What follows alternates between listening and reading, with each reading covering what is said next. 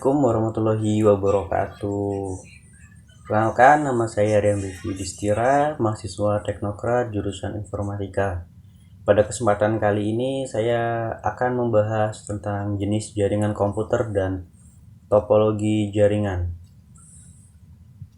Langsung saja kita akan masuk ke pengertian jaringan komputer.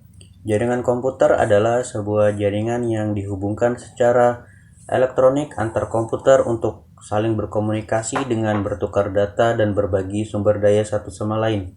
Jaringan dapat bersifat private maupun publik. Dalam penggunaan, jaringan private biasanya memerlukan akses user untuk memasukkan kredensial berupa kata sandi yang dimasukkan secara manual oleh administrator atau diperoleh langsung oleh pengguna. Untuk penggunaan jaringan publik seperti internet tidak membatasi suatu akses.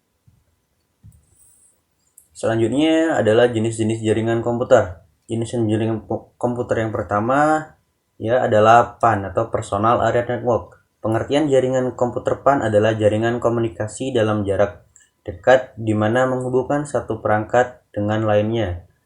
Jenis jaringan ini mencakup wilayah yang lebih kecil.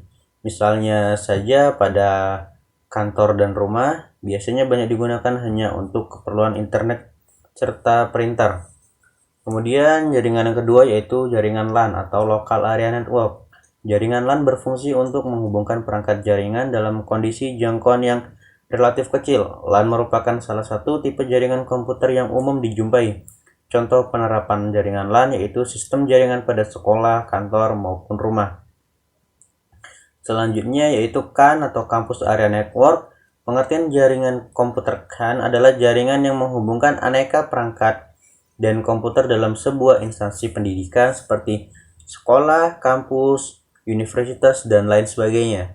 Untuk jaringan ini lebih banyak digunakan untuk keperluan praktek lab, email, pembaruan kelas, dan lain sebagainya. Selanjutnya yaitu ada jaringan MAN atau Metropolitan Area Network. MAN adalah jaringan yang menghubungkan antara satu perangkat komputer dengan perangkat yang lain dalam ruang lingkup kota pada jaringan yang sama. Jenis jaringan ini lebih besar dari jaringan LAN. Nah, untuk yang kelima yaitu ada jaringan WAN atau Wide Area Network. WAN merupakan kumpulan dari LAN yang tersebar secara geografis. Jaringan WAN cenderung untuk menggunakan teknologi seperti ATM, X25 serta frame relay untuk konektivitas jarak yang lebih jauh lagi. Yang keenam adalah internet. Internet adalah jaringan komputer terbesar yang pernah diciptakan oleh manusia.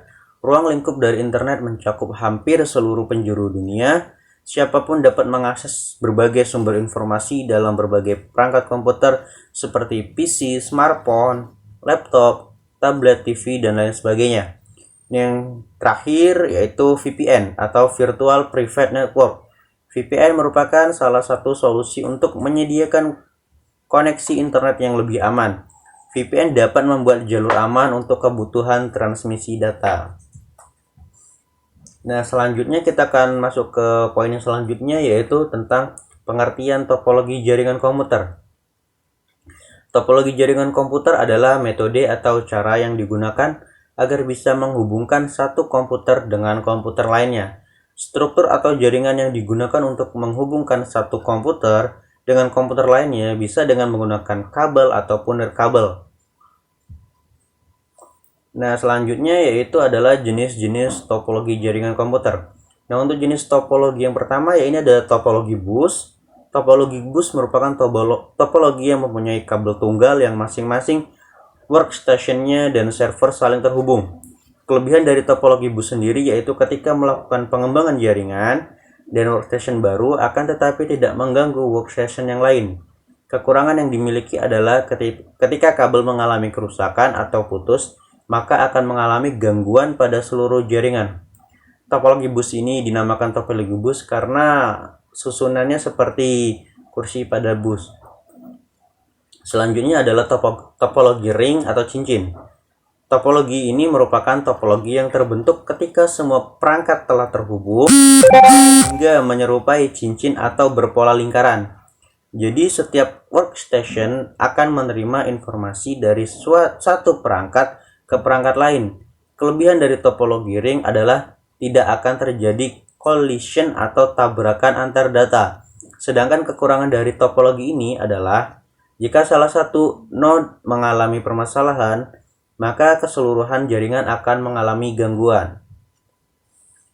Next, selanjutnya ada topologi star atau topologi bintang.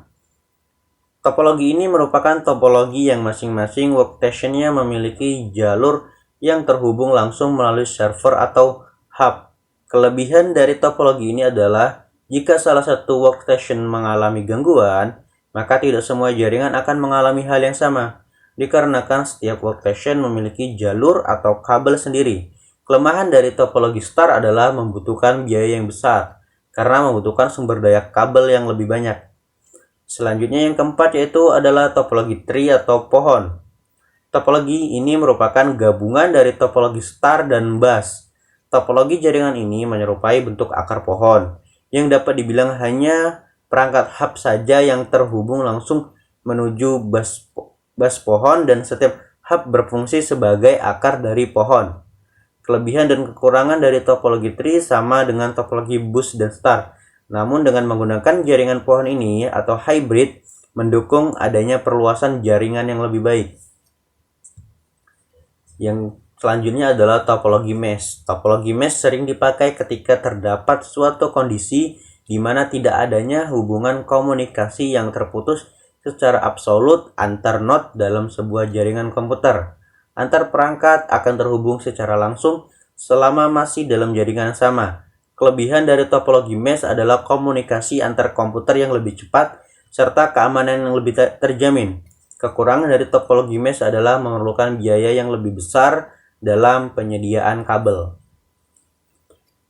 Nah, dari materi tentang jenis-jenis jaringan topologi, kita bisa menarik kesimpulan adalah tentang tujuan dari pembelajaran jaringan komputer adalah untuk menghasilkan individu yang memiliki pengetahuan dan keterampilan yang diperlukan untuk merancang, membangun, dan mengelola jaringan komputer.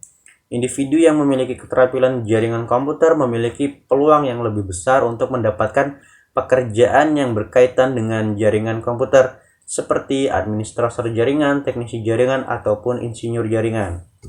Oke, terima kasih. Itu penjelasan singkat dari saya. Jika ada yang kurang jelas bisa Anda tanyakan pada kolom komentar. Saya akhiri. See you the next video.